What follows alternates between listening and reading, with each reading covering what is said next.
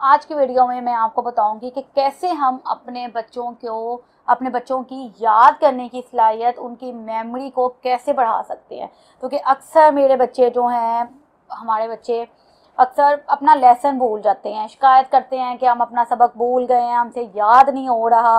अभी तो मैंने कल याद किया था, आज मैं स्कूल में गया हूँ, टेस्ट के वक्त या पेपर के वक्त मुझे अपना लेसन, अपना क्वेश्चन भूल गया, जबकि मैंने बहुत अच्छे तरीके से याद किया था। इन शिकायत को मद्देनज़र रखते हुए, इस प्रॉब्लम को मद्देनज़र रखते हुए मैंने कुछ असूल टेक्निक्स सर्च आउट की हैं जो मैं आपके साथ शेयर करूँगी। पहले नंबर पे जो मेरे पास आपके लिए मेथड है वो है पेग वर्ड मेथड। इस मेथड में हम ये करते हैं कि अपने बच्चों की मेमोरी को इन्हेंस करने के लिए उनको किसी फिजिकल ऑब्जेक्ट के साथ रिलेट कर देती है। फॉर एग्जांपल, अगर मैं अपने बच्चे को कह रही हूँ कि कायदे आज़म का ऐसे याद करना है, तो बेसिक मैं उसको कायदे आज़म की लाइन्स लिखने के साथ साथ मैं उसको ये भी साथ दूंगी कि वो कायदे आज़म की तस्वीर भी उसको दिखा दूंगी। इस तरह वो ज़्यादा अच्छे तरीके से लेसन याद कर लेगा।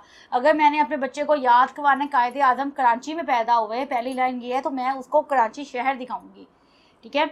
अगर मैं अपने बच्चे को ये सिखाना चाह रही हूँ कि कायदे आज़म ने वकालत पढ़ी थी, तो मैं कायदे आज़म को एज आ लॉयर गेटअप में, लॉयर के ड्रेसेस में उनकी तस्वीर दिखा दूंगी। इस तरीके से पेग वर्ड मेथड को यूज़ करते हुए हम अपने बच्चों की मेमोरी को बेहतर कर सकते हैं। नंबर 2 पे मेरे पास है आपके लिए PQ4R का फार्मूला। इस फार्मूले के 6 मराहल हैं, जिसमें P प्रीव्यू। इस मरहले में आप अपने बच्चे को अपने लेसन का सरसरी तौर पे जायज़ा लेने को कहेंगे। P से प्रीव्यू। दूसरे मरहले में क्वेश्चन, क्वेश्चन, उसमें आप अपने बच्चे से कहेंगे कि जो प्रीव्यू सरसरी जायज़ा लेने के बाद जो क्वेश्चन उसके ज़हन में आए हैं उसको नोट कर ले। अब मैं आपको बताती हूँ 4R। 4R क्या है? Reading, reflection, recite, review. ये 4R है। अब मैं आपको इनकी डिटेल बताती हूँ। पहले R रीडिंग में हम अपने बच्चे को लेसन की अच्छी तरह पूरी तवज्जो के साथ रीडिंग करने को कहेंगे। दूसरा आर्ट रिफ्लेक्शन, जिसमें हम अपने बच्चे को कहेंगे कि अपने लेसन के बारे में अच्छी तरह गौर फिक्र करो, अच्छी तरह उसको समझो, फोकसिंग अटेंशन यूज़ करते हुए, अपने ब्रेन को इस्तेमाल करते हुए अच्छी तरह उसको अपने ब्रेन के अंदर प्रोसेस करने की कोशिश करो, अच्छी तरह उसके बारे में थिंक ओवर करो।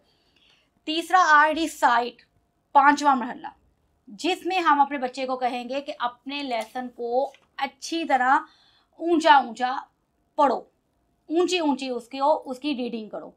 आखिरी मरहला रिव्यू, 4R का आखिरी मरहला रिव्यू। इसमें हम अपने बच्चे को फाइनल अपने सबक का जायज़ा लेने को कहेंगे कि सारा वो खुद ही अपने लेसन का, अपने सबक का जायज़ा ले।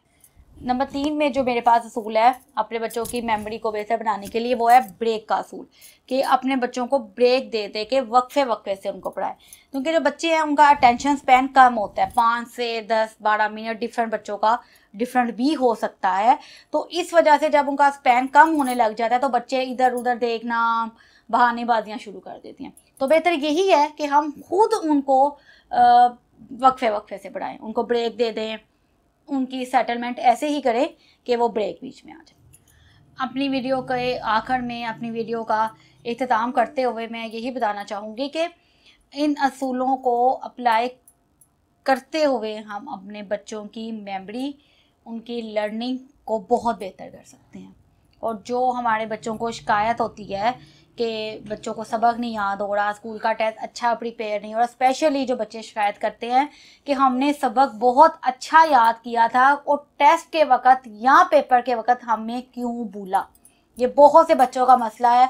तो जब आप इन असूलों को अप्लाई करेंगे तो इंशाल्लाह ऐसे बच्चों का मसला ज़रूर हल होगा और ये असूल उनकी लर्निंग और मेमोरी को बेहतर बनाने में मददगार ज़रूर साबित होंगे इंशाल्लाह।